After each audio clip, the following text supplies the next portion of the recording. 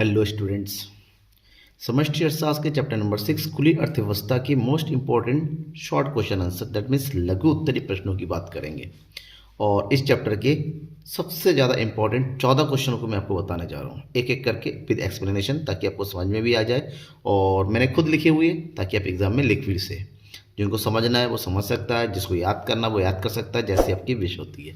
But ये question आपके exam में बहुत ज़्यादा इंपॉर्टेंट है, ठीक है ना। मैंने सीरियल वाइज क्वेश्चन को रखा है ताकि इजीली समझ में। पहला क्वेश्चन क्या है, विदेशी विनिमय क्या है, यह विदेशी विनिमय दर से आप क्या समझते हैं। विदेशी विनिमय दर की परिभाषा दीजिए, विदेशी विनिमय दर के बारे में लिखिए। कुछ भी क्वेश्चन पूछा जाए दैट इज विदेशी विनिमय दर, इंग्लिश में बोलते हैं फॉरेन एक्सचेंज रेट, क्या होता है इसके बारे में। तो इसके बारे में आप इस तरह लिख सकते हैं जैसे कि आपके सामने है। देखिए, जो क्वेश्चन आपको इंपॉर्टेंट लगता है कि नहीं आपको लेना चाहिए, उसका स्क्रीनशॉट लेके बस रख लीजिए। बाद में आप अपने फेयर नोटबुक में जैसा चाहे आप नोट्स वगैरह में लिख लीजिए। तो आंसर है विदेशी विनिमय दर एक देश की इकाई मुद्रा के बदले दूसरे देश की मुद्रा की मिलने वाली इकाइयों की माप है। मतलब एक देश की मुद्रा के बदले में दूसरे देश की कितनी मुद्रा प्राप्त होती है, जिस दर पर वो एक्सचेंज हो जाता है, उसी दर को हम विदेशी विनिमय दर के नाम से जानते हैं। इस प्रकार वह दर जिस पर एक मुद्रा का दूसरी मुद्रा में विनिमय किया जाता है उसकी विनिमय दर कहते हैं। ठीक है, इसकी एग्जांपल देख सकते हैं। मान लीजिए एक पाउंड के बदले में 80 प्राप्त हो। जब भी अगर 3 नंबर में 4 नंबर में क्वेश्चन पूछा जाता है तो एग्जांपल जरूर दीजिएगा, इंप्रेशन अच्छा पड़ता है और मार्क्स पूरे मिलते हैं। ठीक है ना, 80 रुपये हो तो पाउंड और रुपए की विनिमय दर क्या होगी। तो इसका मतलब ये हुआ एक पाउंड के बदले में 80 रुपये का भुगतान करना होता है, तो विनिमय दर होगा एक पाउंड बराबर 80 रुपये।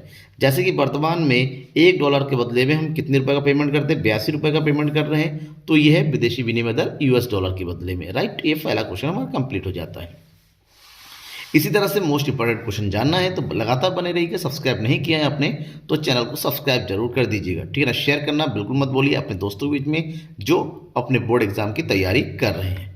नेक्स्ट क्वेश्चन, अनुकूल तथा प्रतिकूल विनिमय दर क्या है।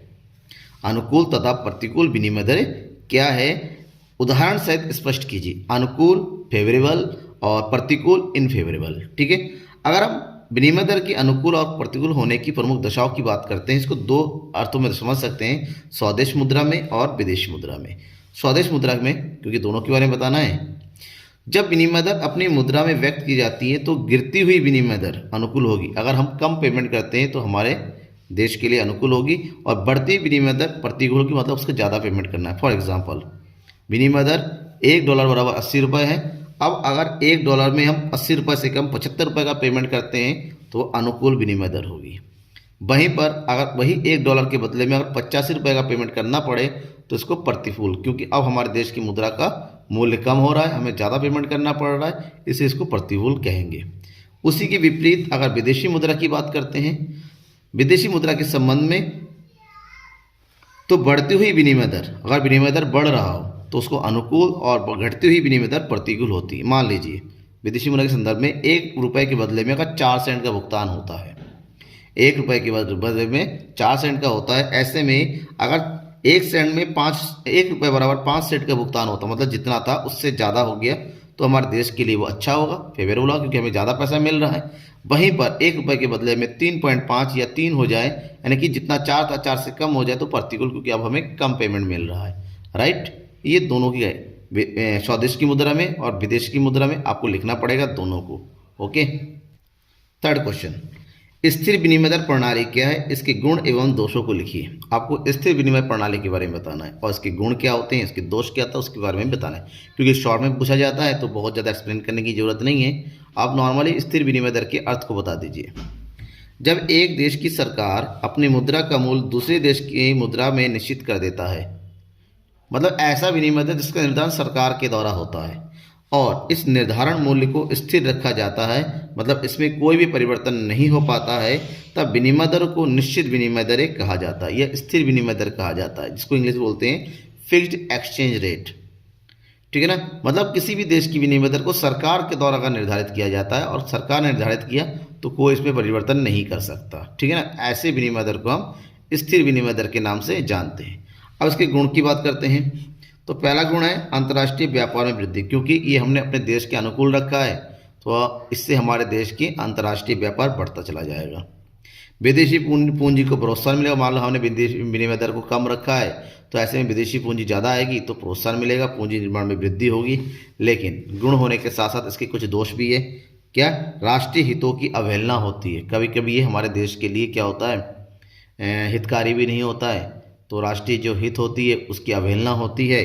सेकंड, विनिमय दर की अत्यधिक उच्चावचन। विनिमय दर बहुत ज़्यादा, कभी भी हो सकता है ऐसा हो कि हमने विनिमय दर निर्धारित कर दिया कि $1 बराबर 50 रुपये होगा, ठीक है ना। ऐसे में विदेशी लोगों को लग सकता है कि नहीं ये तो बहुत कम है, हम इन्वेस्ट नहीं करेंगे, तो इन्वेस्टमेंट कम आएगा, तो देश की अर्थव्यवस्था के लिए कहीं कहीं ये सही भी नहीं है, ठीक है। बड़ा कोई भी डाउट रह जाता ना आपका कि समझ में नहीं आ रहा है सर, जल्दी जल्दी पढ़ के चले जा रहे हैं, तो उस डाउट को आप कमेंट बॉक्स में कमेंट करके ज़रूर बताइएगा कि सर इस क्वेश्चन में मुझे ये डाउट रह गया है। आपका डाउट क्लियर करना मेरा फ़र्ज़ बनता है, ठीक है ना, ज़रूर क्लियर होगा। या फिर कुछ ऐसा क्वेश्चन है जिसका आंसर आपको पता नहीं चल रहा या मैंने भी नहीं बताया है, तो वो क्वेश्चन भी मुझे सेंड कर दीजिए कमेंट बॉक्स में कमेंट करके। ये मेरे व्हाट्सअप लिंक में डिस्क्रिप्शन में देखिए दिया हुआ होगा। नेक्स्ट क्वेश्चन है क्वेश्चन नंबर 4। लोचशील विनिमय दर प्रणाली का अर्थ लिखिए। लोचशील विनिमय दर प्रणाली का क्या अर्थ है? लोचशील विनिमय दर प्रणाली में विनिमय दर विदेशी मुद्रा बाजारों में विदेशी मुद्रा की मांग एवं पूर्ति के दौरान निर्धारित होती है तथा मांग एवं पूर्ति के परिवर्तनों के कारण बदलती भी रहती है। मतलब एक ऐसा विनिमय दर जिसका निर्धारण अंतर्राष्ट्रीय मुद्रा बाजार या फिर यूँ कहे अंतर्राष्ट्रीय विनिमय बाजार में होता है और इसका निर्धारण विदेशी मुद्रा की मांग और विदेशी मुद्रा की पूर्ति द्वारा होता है, तो ऐसे विनिमय दर को हम लोचशील विनिमय दर कहते हैं, क्योंकि मांग और पूर्ति दोनों में या किसी एक में परिवर्तन होने पर भी इस विनिमय दर में परिवर्तन हो जाता है।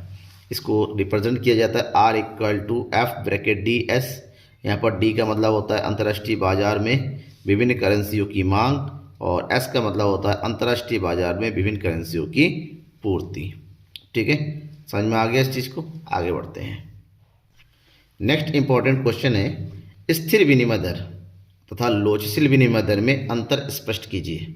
आपको इन दोनों में अंतर बताना है कि स्थिर विनिमय दर और स्थिर का मतलब जानती ही ना, नाम से पता चला स्थिर ऐसा विनिमय दर जिसमें परिवर्तन नहीं होता है, जबकि लोचशील का मतलब तो ऐसा परिवर्तन जिसमें परिवर्तन होता रहता है।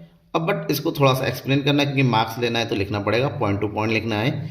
तो स्थिर विनिमय दर की हम बात करते हैं। फर्स्ट पॉइंट, विनिमय दर सरकार द्वारा निर्घोषित की जाती है और इसे स्थिर रखा जाता है। मतलब ऐसा विनिमय दर जिसका निर्धारण सरकार के द्वारा होता है और इसमें कोई परिवर्तन नहीं किया जाता है। जबकि लोचशील विनिमय दर अंतर्राष्ट्रीय बाजार में मांग व पूर्ति की शक्तियों द्वारा निर्धारित होती है। बाजार में विनिमय दर की जो मांग है, विनिमय दर की जो पूर्ति है, उसी आधार पर लोचशील विनिमय दर का निर्धारण हो जाता है। ठीक है। सेकेंड पॉइंट, इस व्यवस्था के अंतर्गत विदेशी केंद्रीय बैंक अपनी मुद्राओं को एक निश्चित निर्धारित कीमत पर खरीदने व बेचने के लिए तत्पर रहते हैं। इसमें जो बैंक है, देश का केंद्रीय बैंक, आयात और निर्यात के भुगतान के लिए विदेशी मुद्रा को खरीदने के लिए ये बेचने के लिए तैयार होते हैं। जबकि इस व्यवस्था के अंतर्गत विनिमय दर स्वतंत्र रूप से विदेशी विनिमय बाजार में निर्धारित होती है। इसको कोई तय नहीं करता है। वस्तु की जो मांग विदेशी विनिमय की जो मांग है और विदेशी विनिमय की जो पूर्ति है उसके द्वारा स्वतंत्र रूप से इसका निर्धारण हो जाता है। राइट। थर्ड पॉइंट है स्थिर विनिमय दर में कोई परिवर्तन नहीं होता है, जबकि लोचशील विनिमय दर मांग और पूर्ति के बदलने से परिवर्तित होती रहती है। ठीक है, समझ में आ गया ना? अगला क्वेश्चन नंबर 6, अंतर्राष्ट्रीय बाजार में विनिमय दर का निर्धारण कैसे होता है? अंतर्राष्ट्रीय बाजार मतलब विदेशी विनिमय बाजार, एक ही चीज़ है, ठीक है ना। उसमें विदेशी विनिमय दर का निर्धारण कैसे होता है? जैसे कि मैंने अभी थोड़ी देर पहले बताया था कि विदेशी विनिमय दर का निर्धारण अंतर्राष्ट्रीय बाजार में उसकी मांग और पूर्ति द्वारा होता है। बट इसको एक्सप्लेन कैसे करना है वही समझना है। ज़्यादा लंबा वो लिखना नहीं है, छोटा सा लिखना है। जिस प्रकार के से वस्तु की कीमत बाजार में मांग व पूर्ति की शक्तियों द्वारा निर्धारित होती है, उसी प्रकार विदेशी विनिमय बाजार में मांग व पूर्ति के द्वारा निर्धारित होती है। ठीक है ना। मतलब साफ है कि विदेशी विनिमय की मांग और विदेशी विनिमय की पूर्ति जिस बिंदु पर आपस में बराबर होती है उसी को ही विनिमय दर कहा जाता है, या फिर यूँ कहे विदेशी विनिमय दर कहा जाता है। यूँ समझिए, ये जो डी वक्र है, ठीक है ना, इसको बोलते हैं मांग वक्र। कौन सा? विदेशी विनिमय की। और ये जो एस है इसको बोलते हैं हम पूर्ति वक्र। ठीक है, अब ये दोनों इस बिंदु पर बराबर हो रहे हैं, बिंदु ई पर, जहाँ पर डी इक्वल टू क्या है? एस है। तो इस बिंदु के आगे जो निर्धारित वाला पॉइंट है ये आर है, इसको बोलते हैं विदेशी विनिमय। और ये क्यों जो है? विदेशी विनिमय की मात्रा। अब यहाँ पर बात ये आती है कि विदेशी विनिमय की मांग, ये जो विदेशी विनिमय की मांग कौन करता है? ये विदेशी विनिमय की मांग वो करता है जो भुगतान करता होता है। यानी कि मान लीजिए किसी वस्तु का आयात किया गया है या कहीं पर क्या करना है? निवेश करना है, तो उस स्थिति में विदेशी विनिमय की मांग की जाती है। ठीक है, जबकि विदेशी विनिमय की पूर्ति तब होती है जब आपको क्या कौन करता है? प्राप्त करता है, उसके पास प्राप्त होता है। मान लीजिए उसने कुछ निर्यात किया है तो बदले में उसको विदेशी विनिमय की प्राप्ति होगी, या फिर उसे निवेश प्राप्त हुआ है, क्या किया है? निवेश प्राप्त हुआ है, FDI FI, तब विदेशी विनिमय की पूर्ति होती है। ठीक है, अब ये दोनों ही जहाँ पर एक दूसरे को काटेंगे, बराबर होंगे जिस बिंदु पर, उसे ही हम संतुलित विनिमय दर या फिर विदेशी विनिमय दर के नाम से जानते हैं। ठीक है, नेक्स्ट क्वेश्चन, विदेशी विनिमय बाजार किसे कहते हैं? Foreign exchange market. और विनिमय बाजार के कार्य को लिखिए। ठीक है, क्वेश्चन नंबर 7 है और ये क्वेश्चन भी कई बार आपके बोर्ड एग्जाम में पूछा गया है, तो थोड़ा ध्यान से समझिएगा। विदेशी विनिमय बाजार वह बाजार है जिसमें संसार के विभिन्न देशों की राष्ट्रीय मुद्राओं का क्रय विक्रय किया जाता है। मतलब जितने भी देश है विश्व के, सभी देश एक देशों की जो राष्ट्रीय मुद्राओं का जो लेन देन होता है, क्रय विक्रय होता है, जो एक्सचेंज होता है, वो जिस बाजार में होता है उसी बाजार को हम विदेशी विनिमय बाजार के नाम से जानते हैं। इस प्रकार यह विदेशी मुद्राओं की खरीद व बिक्री का एक संस्थागत प्रबंध है। मतलब एक संस्था जहां पर विदेशी विनिमय की मांग और विदेशी विनिमय की पूर्ति होती है। ठीक है, अब इस बाजार के प्रमुख कार्य कौन? इस बाजार के विदेशी विनिमय बाजार के जो 3 प्रमुख कार्य हैं। पहला, हस्तांतरण कार्य, जिसको बोलते हैं ट्रांसफर फंक्शन। ठीक है, हस्तांतरण का मतलब होता है इसके आशय विभिन्न देशों के बीच क्रय शक्ति के हस्तांतरण में। कोई एक देश डिमांड करेगा तो सप्लाई करेगा, तो ये किस तरह से होगा? एक देश की मुद्रा दूसरे देश को पूर्ति करना, ये वसूलना इसका कार्य है। दूसरा, साख या ऋण संबंधी कार्य। विदेशी विनिमय बाजार विदेशी व्यापार के सौदों के लिए ऋण प्रदान। मान लीजिए आप किसी का पैसा नहीं है पेमेंट करने के लिए, विदेशी मुद्रा नहीं है, तो विदेशी विनिमय बाजार से वो विदेशी मुद्रा को ऋण भी ले सकता है अपना पेमेंट करने के लिए। तो ये ऋण की सुविधा यानी कि साख की सुविधा प्रदान करता है। थर्ड, जोखिम से बचाव संबंधी वर्ग। मान लीजिए कोई भी बहुत बड़ा व्यापार हो रहा है और विदेशी विनिमय बाजार में जो स्थिर उच्चावचन बहुत ज़्यादा, मतलब फ्लैक्चुएशन बहुत ज़्यादा, कभी अप डाउन हो रहा है, तो ऐसे में वो डील पूरी नहीं हो पाती है। तो विदेशी विनिमय दर जो क्या करता है, ऐसी चीज़ में उतार चढ़ाव को कम करने के लिए, फ्लैक्चुएशन जो को कम करने के लिए, रिस्क को कवर करने के लिए जो है सिक्योरिटी प्रदान करता है। और सिचुएशन के अकॉर्डिंग वो जो है वायदा बाजार या फिर हाजिर बाजार के प्रकार को जो है प्रस्तुत करता है। ठीक है, जिससे जो भी निर्यातक होते हैं या आयातक होते हैं, इंपोर्टर एंड एक्सपोर्टर, उनकी जो रिस्क होता है वो कम हो जाता है। ठीक है, आगे बढ़ते हैं। क्वेश्चन नंबर 8, विदेशी विनिमय के वायदा बाजार तथा हाजिर बाजार से क्या आशय है? वायदा बाजार किसे कहते हैं और हाजिर बाजार किसे कहते हैं? हाजिर बाजार मतलब स्पॉट मार्केट और वायदा बाजार मतलब फॉरवर्ड मार्केट। वह बाजार जिसमें केवल चालू या हाजिर लेन देन होते हैं। चालू या मतलब ऐसे बाजार जिसमें दिन प्रतिदिन के लेन देन होते हैं। दिन प्रतिदिन का मतलब होता है डेली टू डेली का, आज खरीदा आज ही पेमेंट कर दिया, ऐसे लेन देन होते हैं। इसमें भविष्य से रिलेटेड कोई लेन देन नहीं होता है, तो ऐसे बाजार को हम हाजिर बाजार के नाम से जानते हैं। ठीक है, ये डेली की प्रवृत्ति वाला होता है, लेन देन तुरंत होता है, एक हाथ से ले एक हाथ से दे वाला मामला है यहाँ पर। तो ऐसे बाजार को हम हाजिर बाजार कहते हैं। जबकि कुछ बाजार ऐसे होते हैं, एक प्रकार ये भी है कि वर्तमान में खरीदा जाता है और उसका भुगतान जो है भविष्य में किया जाता है। तो वह बाजार जिसमें भविष्य में किसी तिथि पर पूरे होने वाले लेन देन का कारोबार होता है, उस बाजार को हम वायदा बाजार कहते हैं। यह बाजार केवल भविष्य से संबंधित होता है, परंतु विदेशी विनिमय के क्रय विक्रय से ये सौदे वर्तमान दर पर किए जाते हैं। ठीक है, मतलब ऐसा बाजार जहां पर वर्तमान में तो क्रय विक्रय होता है, लेकिन उसका भुगतान, प्राप्ति या पेमेंट वो सब भविष्य में किसी निश्चित दिन को होता है। ठीक है ना। इससे क्या होता है, बाजार की जो होने वाले रिस्क होता है ना वो कम हो जाता है। ठीक है। विनिमय दर को प्रभावित करने वाले प्रमुख तत्वों को लिखिए। क्वेश्चन नंबर 9 है। ठीक है, कि विनिमय दर को कौन कौन से कारक होते हैं, कौन कौन से तत्व होते हैं जो क्या करते हैं, प्रभावित करते हैं। ठीक है, ये किससे ये प्रभावित होकर तय होती है। तो विनिमय दर को प्रभावित करने वाले वैसे तो कई कारक है, क्योंकि शॉर्ट क्वेश्चन है इसलिए मैंने आपको 3 कारक बता रहा हूँ इंपॉर्टेंट। पहला, व्यापार परिवर्तन। अगर आपके व्यापार में परिवर्तन हो रहा है, मतलब आयात ज़्यादा हो रहा है, निर्यात कम, या निर्यात ज़्यादा हो रहा है, आयात कम, उस स्थिति में भी विनिमय दर परिवर्तित होता रहता है। क्योंकि विनिमय दर जो होता है ना, वस्तु और सेवाओं के आयात निर्यात के अनुसार उससे उत्पन्न होने वाली मांग और पूर्ति के द्वारा निर्धारित होती है। तो ऐसे में व्यापार परिवर्तन होगा तो मांग और पूर्ति में भी परिवर्तन होगा। ठीक है ना, पहला पॉइंट। सेकंड पॉइंट, पूंजी प्रभाव। अल्पकालीन एवं दीर्घकालीन पूंजी का प्रभाव भी विनिमय दरों को प्रभावित। मान लीजिए पूंजी का प्रभाव कैसा होता है, अल्पकाल में ही पूरा हो जाता है या फिर दीर्घकाल के लिए होता है। ऐसी स्थिति के कारण भी विनिमय दर जो होता है एक्सचेंज होता रहता है। ओके, नेक्स्ट है प्रतिभूतियों का क्रय विक्रय। स्टॉक एक्सचेंज के सौदे, विदेशी प्रतिभूतियों, ऋण पत्रों आदि के लेन देन विदेशी विनिमय दर को प्रभावित करती है, क्योंकि इसके माध्यम से जो है लेन देन थोड़ा लंबा हो जाता है। ऐसे में विनिमय दर की को भी मान लीजिए बिकवाली बहुत ज़्यादा हो रही है, डिमांड बहुत ज़्यादा, तो ऑटोमेटिक यहाँ पर मान लीजिए कोई फॉरेन की एक कंपनी इंडिया की किसी कंपनी के शेयर बहुत ज़्यादा परचेज करी, ऐसे में ऑटोमेटिक मार्केट में जो है डिमांड बढ़ जाएगी, क्योंकि उसको पेमेंट करना पड़ेगा। तो ऐसे में विनिमय दर में भी परिवर्तन आने लगता है। तो ये कुछ प्रमुख रीजन है जिससे विनिमय दर क्या होता है, प्रभावित होता है। ओके, नोट कर लिया ना। आगे, प्राबंधित तरलशीलता। मैनेज फ्लोटिंग को संक्षिप्त वर्णन कीजिए कि प्राबंधित तरलशीलता किसे कहते हैं या मैनेज फ्लोटिंग क्या होता है, आपको एक्सप्लेन करना इसके बारे में। प्राबंधित तरलशीलता स्थिर विनिमय दर तथा लोचशील विनिमय दर का मिश्रित रूप है।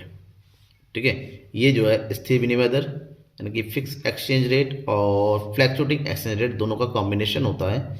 मिश्रित दोनों के कुछ ना कुछ गुण पाए जाते हैं। इस व्यवस्था के अंतर्गत विनिमय दर को लगभग स्वतंत्र छोड़ दिया जाता है, किंतु फिर भी मौद्रिक अधिकारी देश के हित के लिए कभी कभी हस्तक्षेप करता है। मतलब इसका निर्धारण तो ओपन मार्केट में होता है मांग और पूर्ति के द्वारा, लेकिन देश के हित के लिए जो देश का हेड होता है कौन, जैसे सेंट्रल बैंक, जैसे भारत में कौन है, आरबीआई, उसके द्वारा से हस्तक्षेप किया जाता है। विनिमय दरों में हस्तक्षेप के कुछ नियमों और मार्गदर्शक सूत्र का सहारा लिया जाता है, क्योंकि एक लिमिट के अनुसार कोई मन मर्जी के हिसाब से अपनी मर्जी से कोई भी ऊपर नीचे कर नहीं सकता, बट एक लिमिटेशन है कि आप अपने विनिमय दर को क्या कर सकते हैं, बदल सकते हैं, मैनेज कर सकते हैं, इसलिए इसका नाम मैनेज फ्लोटिंग रखा गया। प्रबंधित मतलब प्रबंध करना, समझ में आ गया ना। आगे बढ़े। Okay, next question, question number 11, भुगतान संतुलन या भुगतान शेष एक ही बात है, जिसको बोलते हैं बैलेंस ऑफ पेमेंट, शॉर्टकट में बोला जाता है BOP। ठीक है, भुगतान संतुलन या भुगतान शेष से क्या अभिप्राय है, विशेषताओं को लिखिए। भुगतान संतुलन एक देश का दूसरे देश के साथ एक निश्चित अवधि में किए जाने वाले आर्थिक लेन देनों, प्राप्तियों व भुगतानों का विवरण होता है। एक देश का विदेशी दूसरे देशों के साथ जो लेन देन किया जाता है, ठीक है ना, जो एक्सचेंज होता है, उसका जो लेखा जोखा जहाँ तैयार करके रखा जाता है, उसे हम भुगतान संतुलन के नाम से जानते हैं।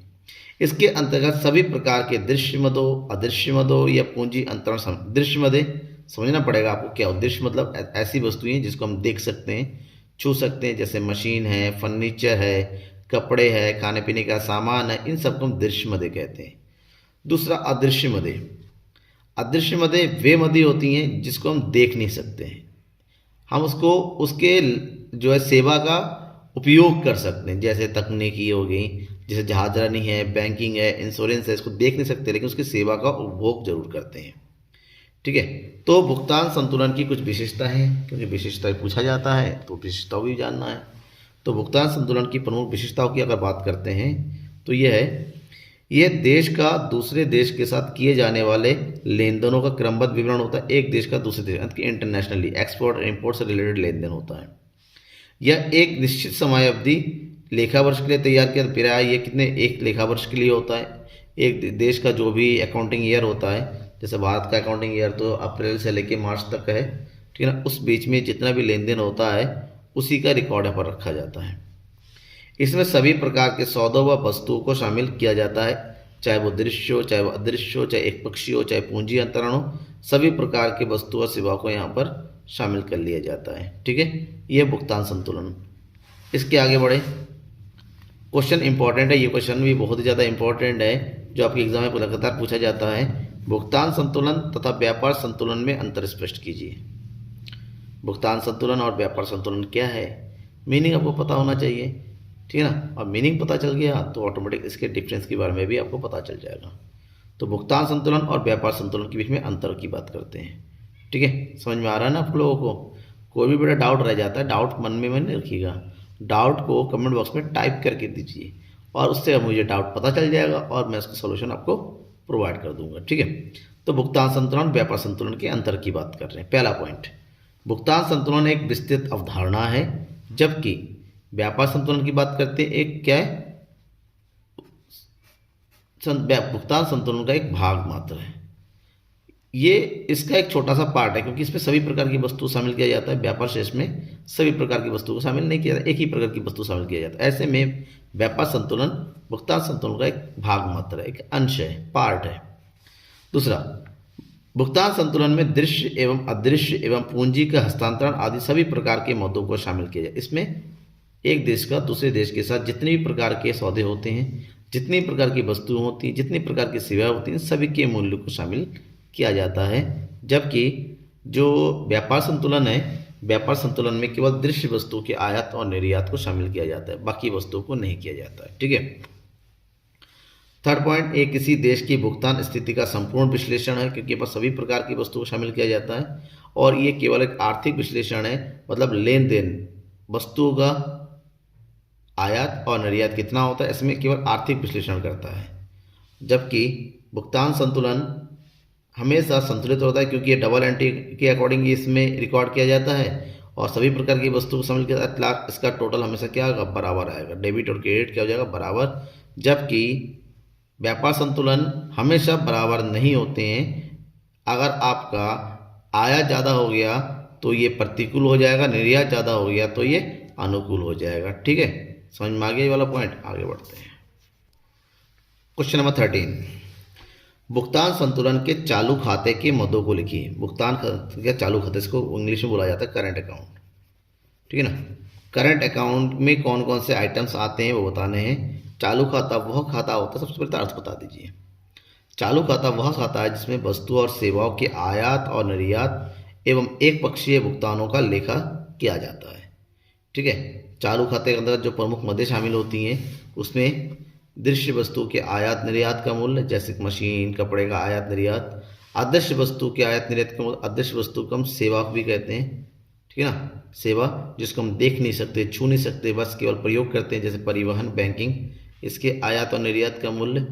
इसके अंतर्गत एक पक्षीय अंतरण, एक पक्षीय मतलब जो बनबे होता है, या तो लिया जाता है या तो दिया जाता है, बदले में लिया दिया नहीं जाता एक साथ। ठीक है ना, जैसे दान हो गया, आप जिसको करते हैं बदले में ही नहीं कहते आपको कुछ मिलेगा, उपहार हो गया, ग्रांट हो गया आदि, ये सब चीज़ें क्या होती हैं, एक पक्षीय अंतरण होती हैं और इसका लेखा जोखा चालू खाते के अंतर्गत होता है। ठीक है, अब आज की इस क्लास का लास्ट वीडियो और बहुत ही ज़्यादा इंपॉर्टेंट वीडियो है, सॉरी लास्ट क्वेश्चन है, वीडियो मैंने बोल दिया, सॉरी। तो ये लास्ट क्वेश्चन है और इस क्वेश्चन क्या है, भुगतान संतुलन के पूंजी खाते का वर्णन कीजिए।